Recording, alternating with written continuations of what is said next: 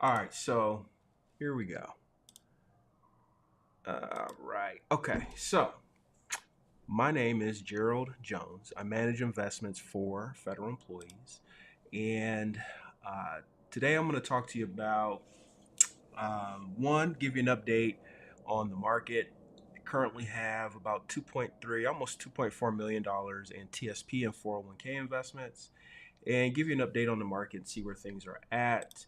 And then talk a little bit about telework for government employees because there are a ton of government employees that don't have certainty right now.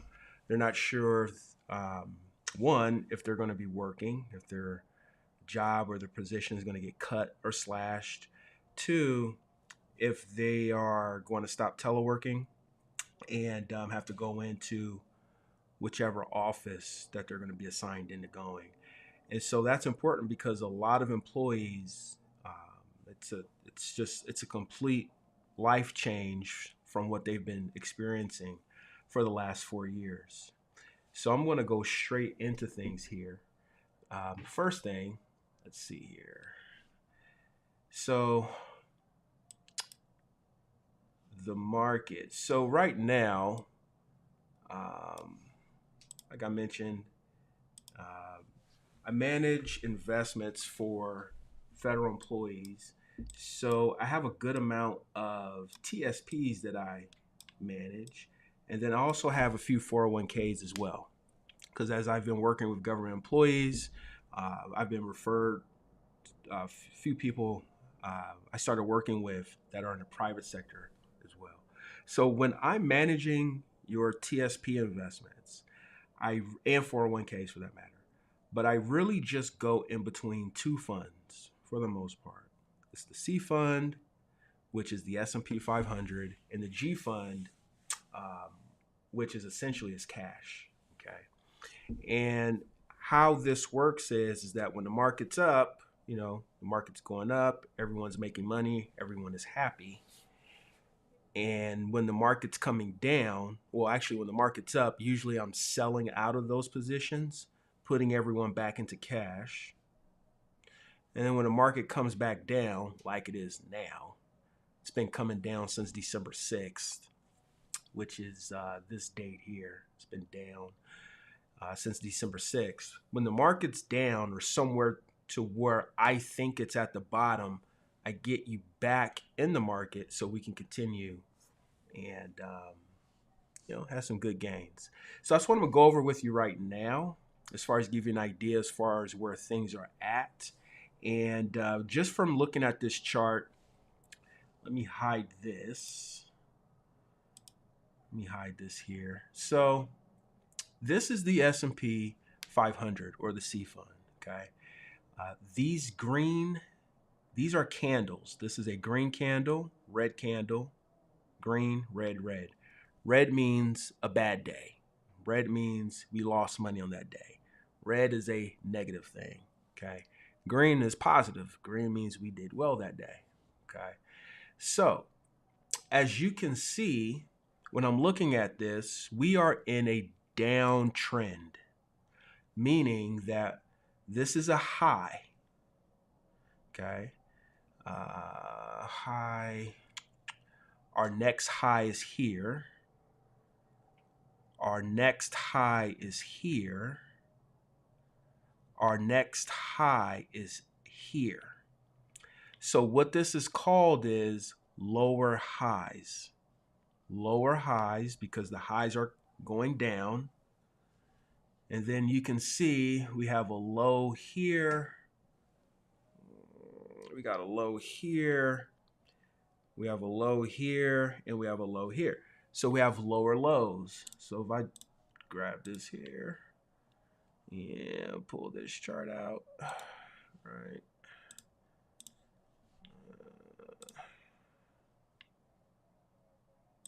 Okay, ooh, no, let's bring this back here.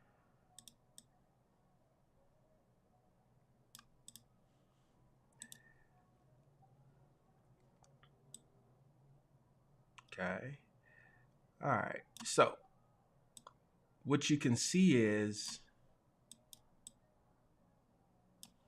this isn't working with me. Let me get rid of it. All right, so you can see this is trending down. So even as we're going down, you still can have green days when the overall market is going down. Okay. So right now, actually on, I want to say December, this is the 6th. I want to say the 5th is when I took everyone out of the C fund and I put everyone into the G fund.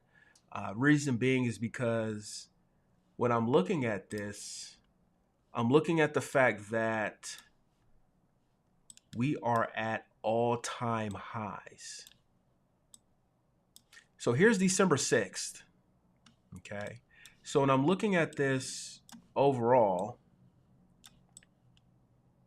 I'm saying, okay, we're working our way on up. We're here. For us to continue to work our way on up, the market needs some sort of catalyst. The market needs some sort of news. It's very, very difficult for the market to continue to work its way on up. There needs to be something in the news to drive the market up. For example, you see this drive up here. This is November 5th. Okay. We were down here, but after we found out that we were going to have a new administration, it drove the market up. That's a catalyst. That's new news. Okay. So as I'm looking at this here on December 6th, I'm saying, okay, well, you know what? I don't really see any new news coming up.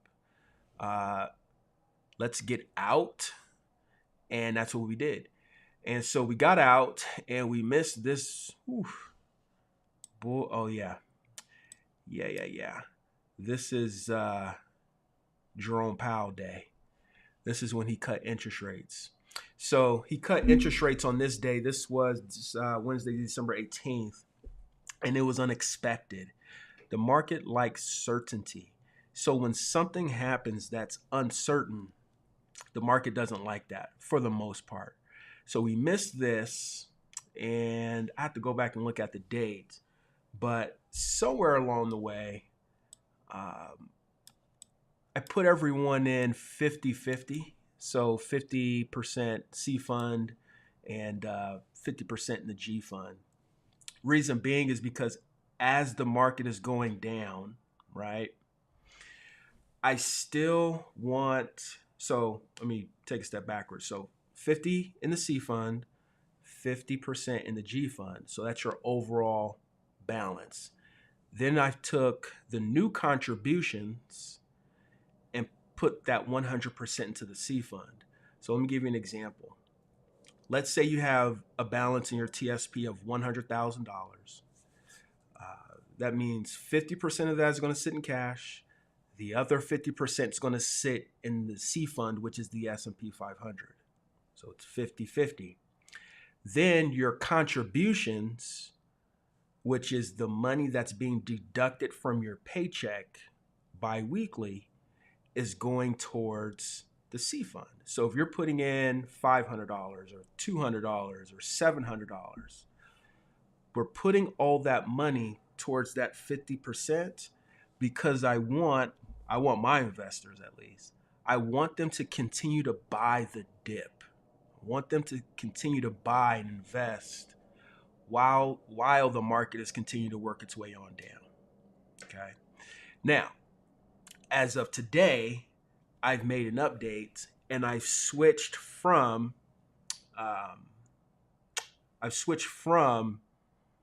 50-50 to 80-20. So 80 in the G fund and 20 into the S&P 500. So 80-20 as of today. And all future contributions are going towards that 20%. Reason being is that, one, we're in a downtrend. Two, we have a few things that can shift the market coming up this month in the month of January. First thing, we have the inauguration coming up next week, right? That's on Monday. Okay. That is important because I believe it's either the same day or the day right after.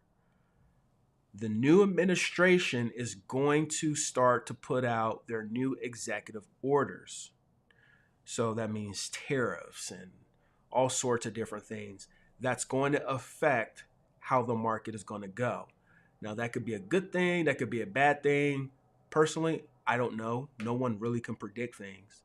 But once, at least for myself, once I have a better understanding as far as what executive orders are going into place, I better can have an idea as far as when I'm getting everyone back into the market.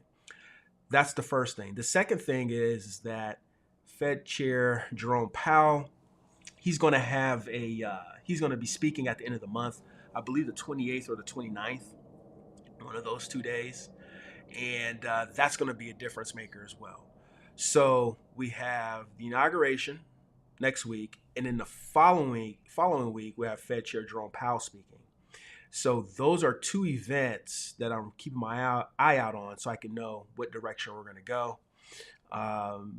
Yep, and so that's what that is there. We did have the PPI today, and then we have our inflation news that's going to come out tomorrow. So it is looking like, because of the news that we got from PPI, that inflation has probably kicked up. It's most likely we're going to get higher inflation reports for tomorrow, which is most likely going to have a negative impact on the market. That's what I'm thinking today. We'll see what happens. Okay. So, yeah, that's where we're at. Overall, we're in an uptrend. So I see a lot of people online and things like that. Because we're in a downtrend, they're just totally panicking. They don't know what to do. They're taking everything out and just putting everything in the G fund, which has its pros and its cons. But the thing is that when you're making these decisions emotionally and you're not really understanding the data and the facts, you really can harm yourself over a long period of time. Okay.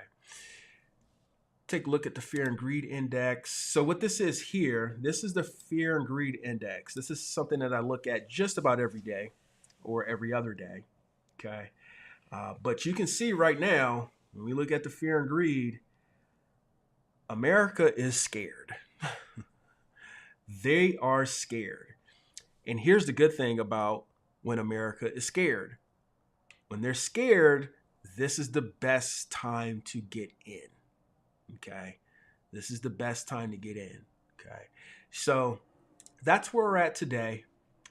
And so now I'm going to jump into telework for federal employees. First thing I'm going to go over is government spending. So one thing that we have a big problem that's been going on for a long time here in the U.S., and that is the spending for the United States. I want to say as of 2023, United States spent $4.7 trillion in 2023. 4.7 trillion. Okay. The question is, where does that money come from? Okay. So that 4.7 trillion, it comes from me and you. It comes from taxpayers. It comes in the form of federal taxes, excise taxes, payroll taxes,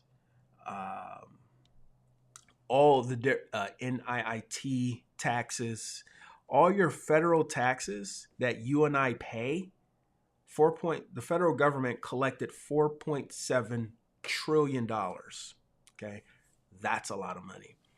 So what the new administration is doing is that we're looking to get that cut down. How can we get that to drop? Okay.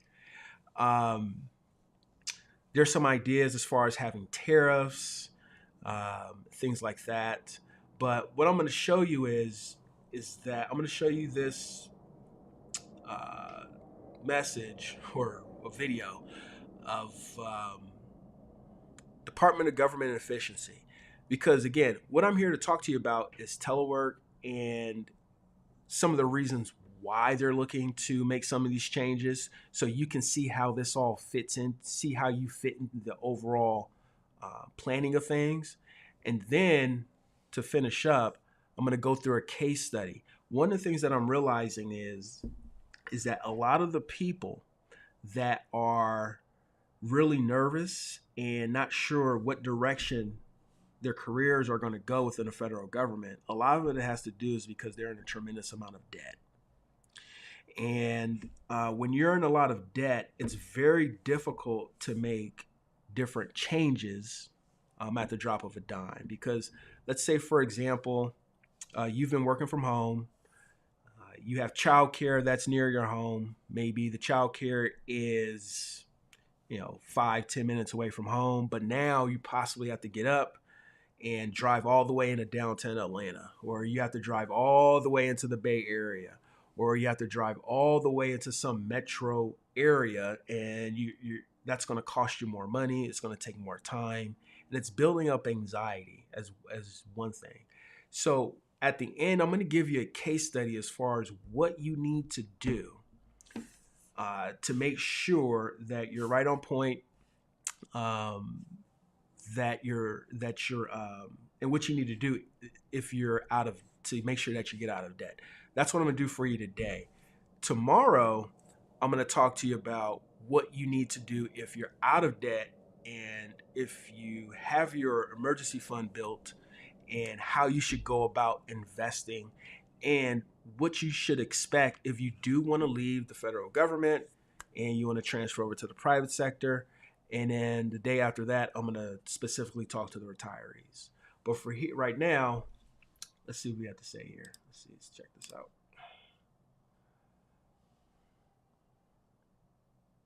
Government efficiency, DOGE or DOGE, will likely be more of an advisory committee, we're told. It's going to be co-chaired by those two individuals, Elon Musk and Vivek Ramaswamy. They just co-wrote an opinion piece in the Wall Street Journal outlining a key priority for DOGE, saying, quote, requiring federal employees to come to the office 5 days a week would result in a wave of voluntary terminations that we welcome. Let's get right to CNN's remaining.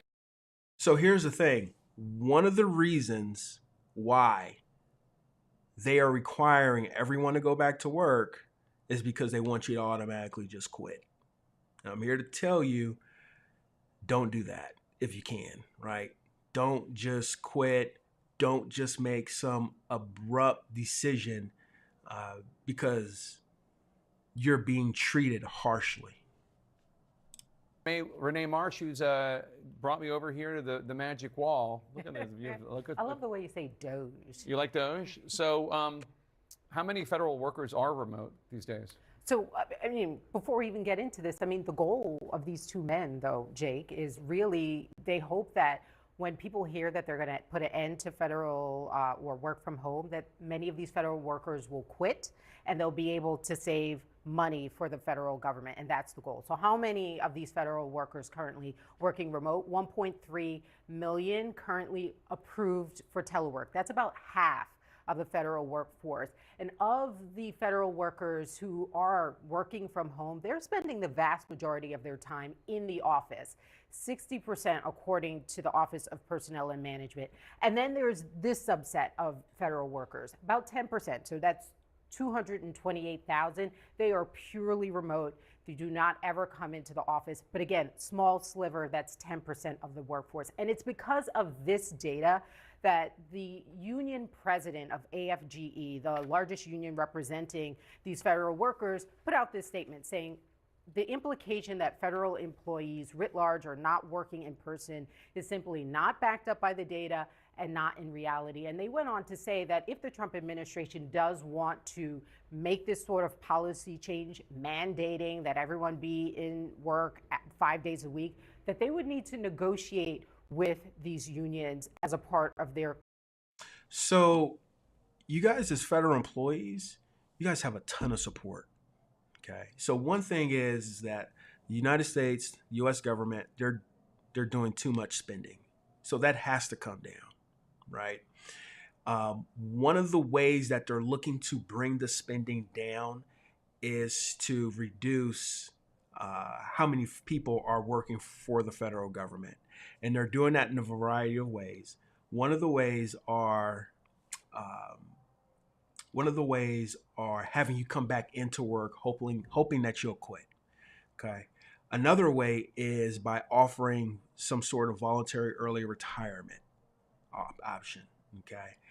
But here's the thing: when it comes to um, when it comes to you guys getting ready, when it comes to you guys having support from your unions, you guys have support, some of the best support probably in the United States, to be honest. Well, one of the best. This gentleman here, his name is Everett Kelly. He there's about 2.3 million federal employees. He represents a little bit over 800,000 federal employees alone. Okay, so he definitely has a lot on his shoulders. But I can tell you right now, just from doing some research on him, he's definitely the person you want to have represent you. And I want you to check him out and hear what he has to say. An opportunity. To what extent have you reached out to the incoming Trump administration to talk about these concerns? Well, we are reaching out and we welcome the opportunity to have those conversations. Now, this is the thing. You know, AFG has been around for 90 years, and we've worked with every president, whether you're a Democrat, Republican, whatever, it doesn't matter. We want to have those conversations. We're reaching out, and we welcome the opportunity. Then let me ask you this: when he was president before, what was it like working with him on these issues? Well, we didn't get a lot of response before. You know, I'm hoping that the president have learned, that we all need to work together. Okay, that we need to collaborate. Right? If we're going to really figure out how to really move the federal system in the direction that it needs to go, I feel like this. Only way that you can figure that out is talk to the people that's really doing it, okay? And that is the federal workforce. So we welcome the opportunity to do that. How much have you heard from those you represent since the election concerning these concerns about the future of the workforce and their jobs ultimately? We're hearing quite a bit from our workforce, right? Because like I said, it's a lot of uncertainty. They know what they faced before, right? So, there is that uncertainty. But one thing I know is we learned a lot as well. And FGE is prepared to deal with whatever come up, we will deal with it.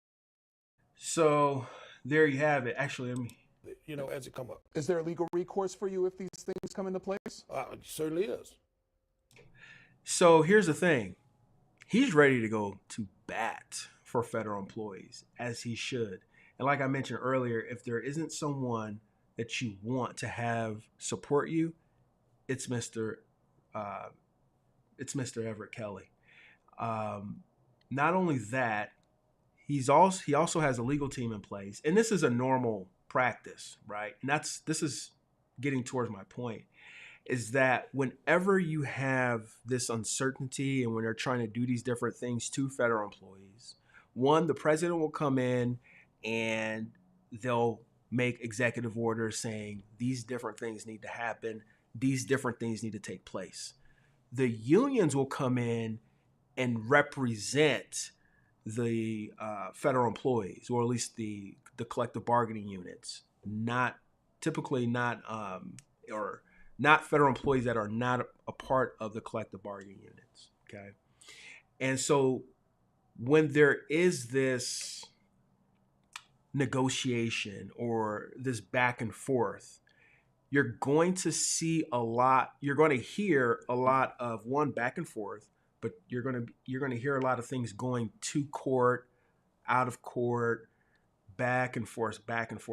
And this is just the beginning. The reason why I'm bringing this up is because, one, you're the federal employee and you're caught up in the middle. So if you're thinking, there's going to be something that's going to change and happen right away, I highly doubt it. Although it's possible, I doubt it, because you do have very, very, very strong union support. And most likely, this is going to get deferred over into some sort of court. Okay, so I'm going to have you take a look at Ralph Smith.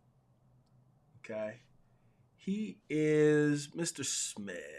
He's the owner of FedSmith, and He's also worked for several agencies. I have a little article, a little something written up here. Uh, Mr. Smith, he's been involved in federal labor and employees relations programs since 1973. He's worked for several agencies in Washington, D.C., including FLRA and OPM.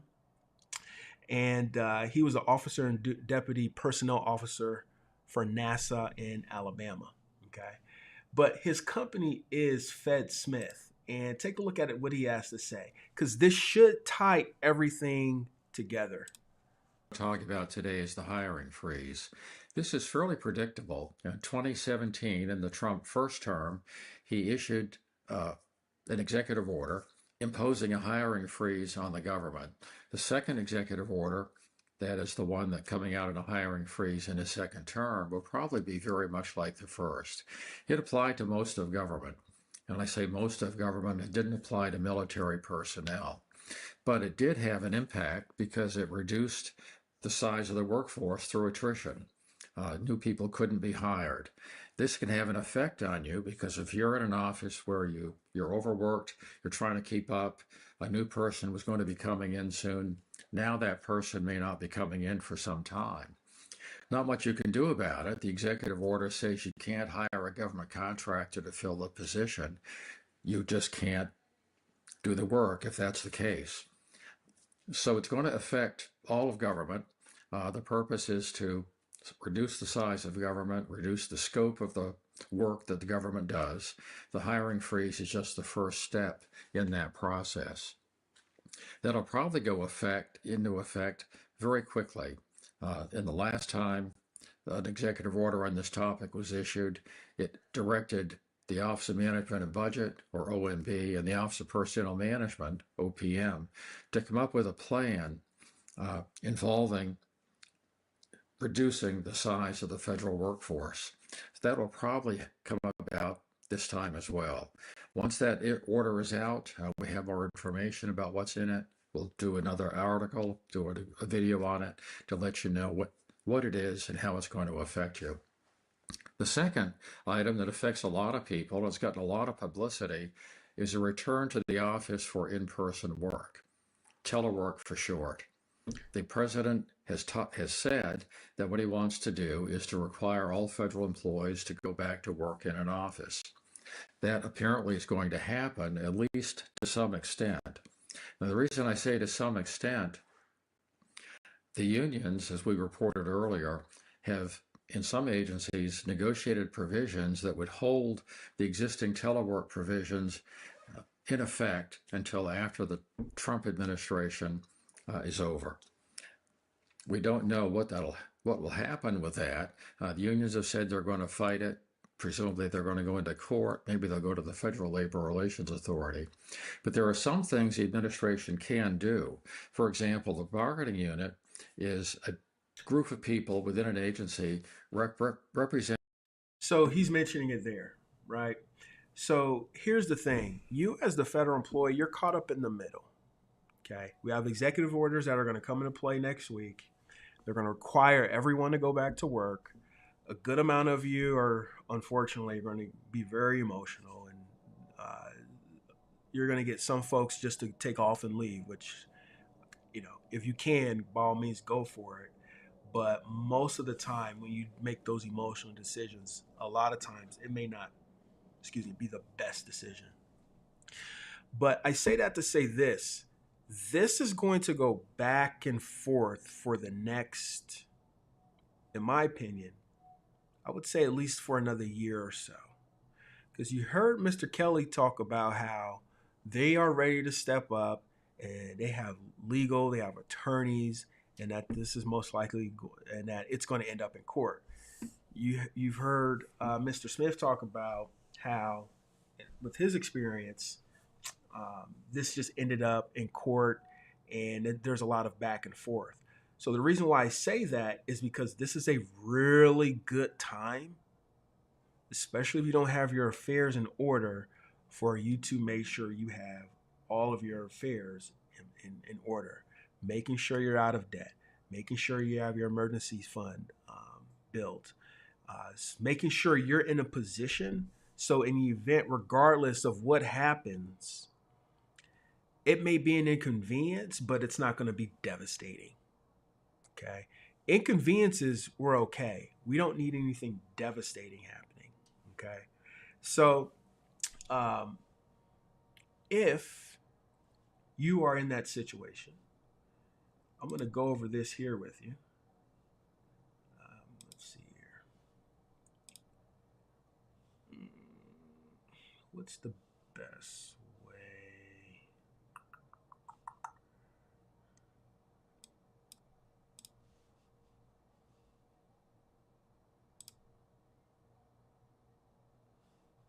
Oh.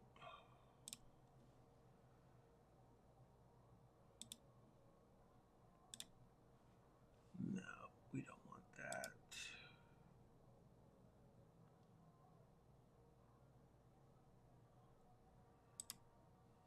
Okay, this is what we want here.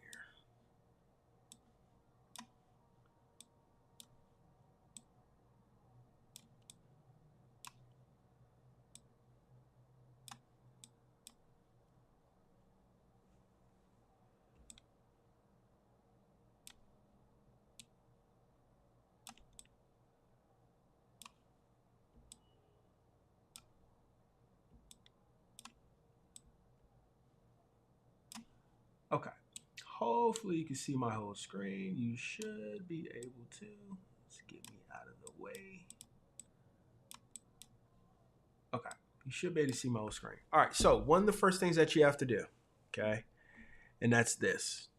One, we need to capture all of the people that are in your household. In this example, this is an example of a client that I currently have, and it's just him, single person. I'm going to go through what you need to do. Okay. You can apply this and use this for yourself. So, in a lot of cases, so we have John, but if you're married, you have children, everyone that's in your household, who are they? Not only who are they, how old are they? Okay, that's going to be very important. All right, next, you want to capture all of your expenses. Okay, so in this example, John has living expenses of $3,064. Okay. Taxes, don't worry about that. But how much his FEHB is, his health insurance. This is his health insurance at retirement, and this is his dental insurance. So, one, who's in your household? Two, we need to capture all of your expenses. Okay. Next, savings. We need to find out how much you're saving. Now, in this case, John doesn't have anything here. He doesn't have anything here because I do not have him saving anything into his TSP. You'll see in a second, he's about $13,000. No, actually a little bit more, about 23. We'll see in a second, but he's in a substantial lot of debt. And so when you're in debt, you do not need to do any investing. So we don't have any savings here. So if you're in debt and you're working your way out of debt, you need to stop and cut off all investing. Income. He works for the Department of Defense. Here's his base salary. Here's his pension at 60, supplemental check, Social Security. Here's his pension at 62. So part of this process is that you want to know how much your pension is. One, you want to know when you're eligible to separate service and retire. Two, how much is that going to be? How much is your supplemental check going to be? If you wanted to work from 60 to, if you wanted to work instead of retiring at 60 and you wanted to retire at 62, how much more in income will that be? Okay. So in this case, it's about $7,000 a year, which is fine. Okay. But here's his current base salary. Goals, he's looking to retire and separate service at 60. So he's 46 years old. We have about 14 years to get him prepared to separate service. That's important because when you look at the big picture and when you look at, okay, they are trying to they're trying to get everybody to go back to work. They want federal employees to leave. Should you transfer over and go to the private sector? When are you looking to separate service? Okay, that's going to be a big factor. Now, we need to capture all of your net worth details. So in this case, John has $1,344 sitting in the bank. He has credit card debt of $13,000. His TSP, which I'm managing, is at $237,000, $237,644. He has a car loan that he's paying on, $97.32, and he is renting. He's renting, so his rent is $28.74. Okay, so let's see here. He has term life insurance, and then he has his FEGLI. Okay, group life. Okay, so that's that there. All right, so now when it comes to this here, we have 1344. Let's go ahead and take a look at his credit cards. So we have Bank of America. He has a balance of $43.79. American Express, $61.22. Discover, $27.66. Okay. Let's take a look at his loan. So he has a car loan of $9,732. Right? All right. So what do we need to do to get out of debt? All right. So let's take a look here. So if he continues,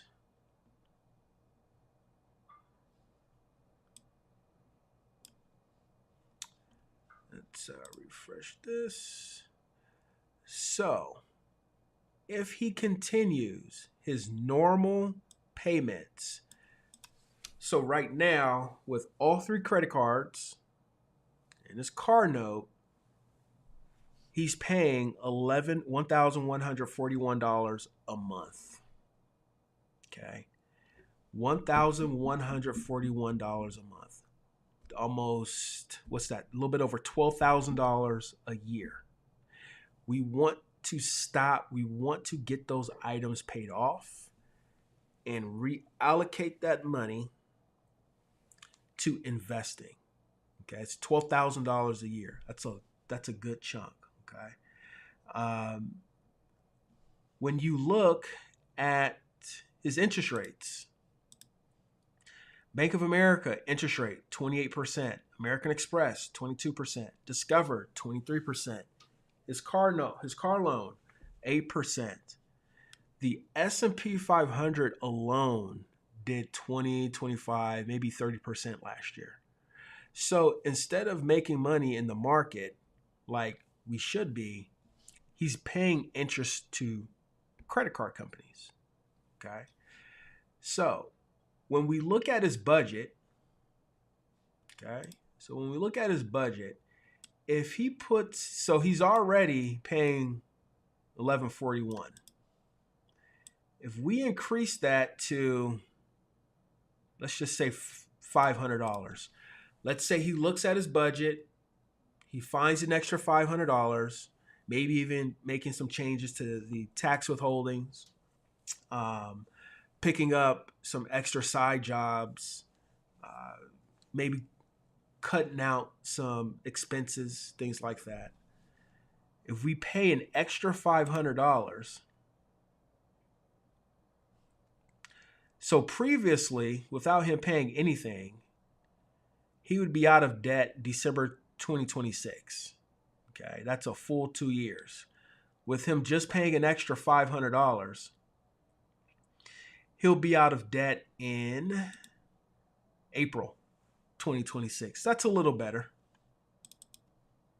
What do we need to do to get out of debt this year?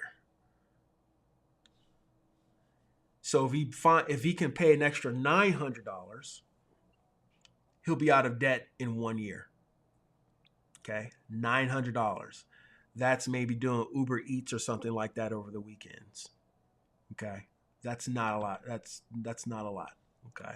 Or working overtime, especially if you're an hourly worker. Okay. So this is what you want to do. You want to get out of debt. So these issues that are coming up right now that you have no control over, when they do come up, it's not going to affect you as much. Because remember, they have the Department of Government Efficiency, Elon Musk and Vivek, they have to have their recommendations overall for the whole federal government by July 2026. Okay, so you do have some time, but you have to act now. So I hope that was helpful. My name is Gerald Jones, founder of FERS Retirement, and have a good day.